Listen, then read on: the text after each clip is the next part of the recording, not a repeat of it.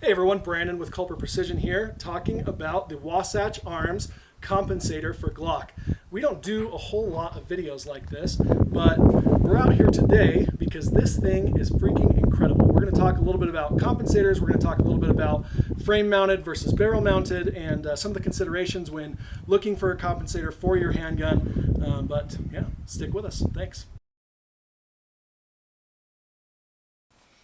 So this particular comp is the new one from Wasatch Arms here in Utah. They do a lot of manufacturing of comps and brakes and flash hiders for suppressor manufacturers and for all kinds of companies that you've definitely heard of. You've probably, if you're into guns and you're into customizing, you might own a couple of the parts that these guys make. And this is their first kind of like coming out party here. You're going to start seeing this in a lot of really large retailers and stuff, but it's a frame mounted comp and it's a bolt-on design. So you have your pick rail section here below, and the compensator will slide onto the rail on the bottom of your handgun, just like that.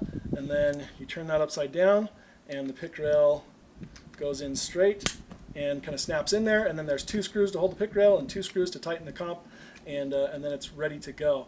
Now, what's neat about a frame-mounted comp? So, well, let's compare frame-mounted comps to barrel-mounted comps. I mean, you've probably seen like Zev and Kill Innovations and Agency and all kinds of guys that are making a compensator, Parker Mountain machine that makes a compensator that interfaces with a threaded barrel. Now, in order to get that, you're looking at, $175 to $200 for a threaded barrel, and then plus, maybe 50 or 80 bucks for a comp, depending on what particular compensator you're buying. Now, the one thing that a lot of people don't think about when they're purchasing a compensator for their handgun is if you're buying a comp that screws onto your barrel, what that compensator is doing, a really efficient, really well-built comp, I should say, is going to harness a lot of the energy that the slide is using to cycle back and cycle the next round into battery.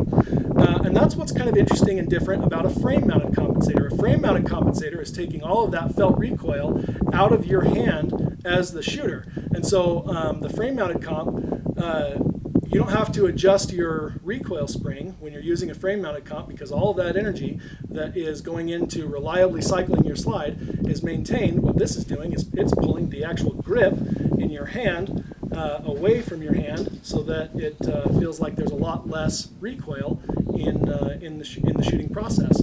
Now, as a general rule, when you're buying a compensator, if you're buying one that screws onto a threaded barrel, hopefully that company will also sell a tuned recoil spring. I know, for instance, Kill Innovations does this. They have their comps that match up with their guns, and then they have a suite of recoil springs that will also interface with the specific firearm that you're going to attach it to.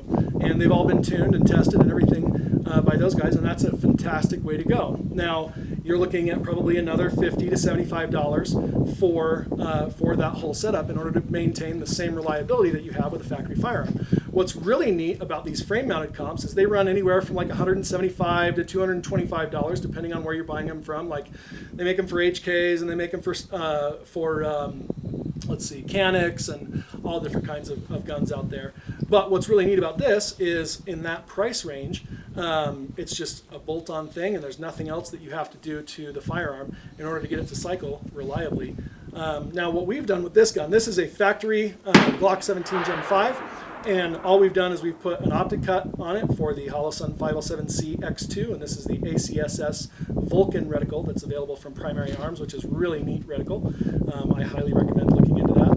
And then the best way, I think, to show you guys what we are feeling shooting the gun is by putting a full auto backplate into this gun and stacking up 30 rounds on top of each other, because you'll be able to see as those rounds go off, they'll start to kind of ramp things up, and the force will kind of ramp things up and push anybody back. Any of you guys who have come out and shot with us at Utah, you can feel how bossy these full auto handguns are. And so what we're going to do is we have Lyric with us today, who is one of our newer guys at the shop. He has probably the least experience shooting full auto handguns in the shop, so he was perfect for this little experiment to show the difference between a compensated pistol and specifically this compensated compensator that we're showing here, and an uncompensated pistol. So what we're going to do is we have our 30 round magazine, and we're going to take this comp off, and he's going to unload that magazine. And we've got the target back here behind us, and we're going to see how many rounds he can keep on target without the comp, and that will kind of be our control. And then we'll bolt the comp on, and we'll replace the target, and we'll compare the two at the end. But this is the new kind of like coming out party for Wasatch Arms, and I'm super excited to showcase this. It's not going to be available for maybe another month or two, but you're going to start seeing it in some large retailers nationwide. They've got some pretty good distribution stuff locked down, and so you're going to start seeing this stuff, or you're going to start seeing this comp in a lot of local areas. Now, I have been able to finagle a handful of these that I'm going to put up on the website in the factory store. So if any of you guys are interested, we'll put them up there for a pretty good discount, and you can take a look at them. Now, one of the, like doing a pros and cons thing, one of the pros of the barrel mount, of a compensator that's mounted to a threaded barrel, is that most of those compensators are designed to work with a holster. But you can see I have this holster here, and this is a Safariland. I'm not sure which model it is. They have too many to remember. But this is a Safariland holster, and it's for the 17 Gen 5, and you can see that that comp precludes fitting in a holster. So that's one kind of downside of a frame-mounted comp, is nobody makes holsters for this yet. But I'm really excited to show you how efficient this is. And I think even though, maybe if you have a local custom holster manufacturer or something like that, it might be worth a new holster because it is super efficient, and I'm excited to show you. So this is Lyric, and he does paint prep and Cerakote and armoring for us. And this is his first experience shooting a full, well, maybe second experience. He probably shot at Utah. Second ever, yeah. Second ever experience shooting a full auto Glock.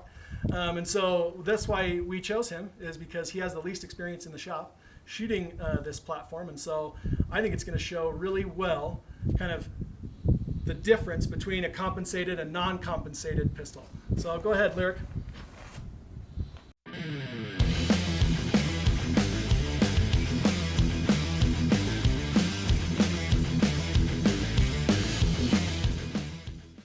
So of the maybe 30 or 40 people that have shot a full auto Glock, that's pretty much a universal reaction. You can see that like it was really, really hard to control. It actually physically, once the energy starts to stack up on itself, it forces you back. And so when we have customers that we're doing like range experiences with, we spend a little bit of time with them, a little bit more time than I spent with Lyric, just because I wanted him to have that raw experience of shooting that gun. But like, there's a lot of force, and that is a bossy little bee, and it'll push you around if you don't have a super solid foundation. And that's why I'm so excited to show you this next thing with the compensated version of that pistol, because you'll see the difference in the reaction of Lyric as the shooter. But let's go look at his target.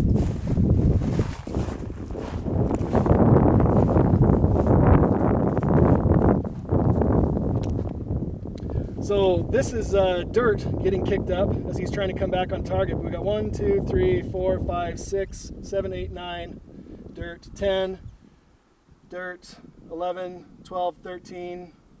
Let's count that one at 14. So there was 31 rounds in that magazine, and less than half were on the target without the compensator on that. And that's, 14 rounds is pretty impressive, frankly, at what are we? 10 yards. So half of the rounds out of that full auto Glock on target is pretty impressive at 10 rounds. So we'll go ahead and swap out this target, and we'll replace it with a new one, and we'll try it compensated.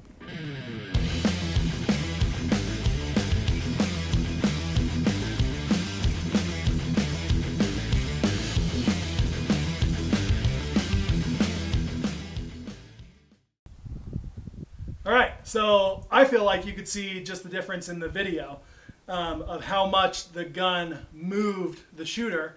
Well, let's go ahead and go look at the target.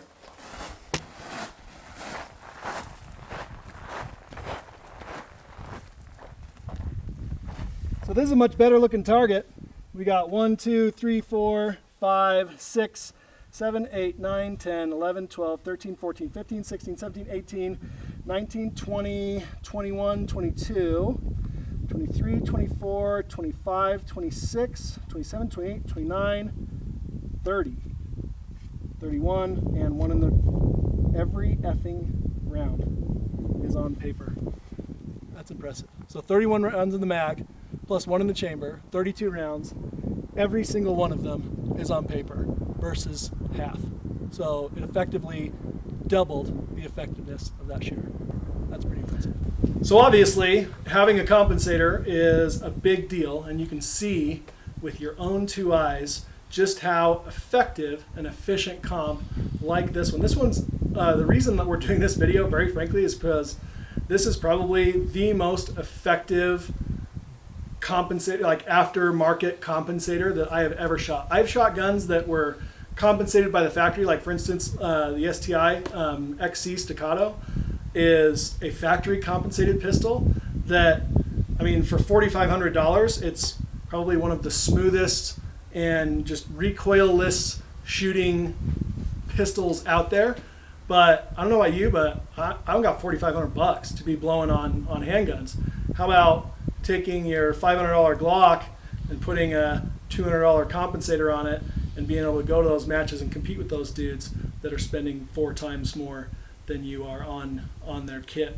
But yeah, thanks for watching. Thanks for staying with us. And let us know if you want to see more stuff like this, what you want us to compare. Like, we're going to do some optic comparison stuff and a bunch of other stuff coming up soon. So hopefully we can provide some value for you and help you make an informed decision. And in this case, show off what I think is one of the coolest new products that I have yet seen this year.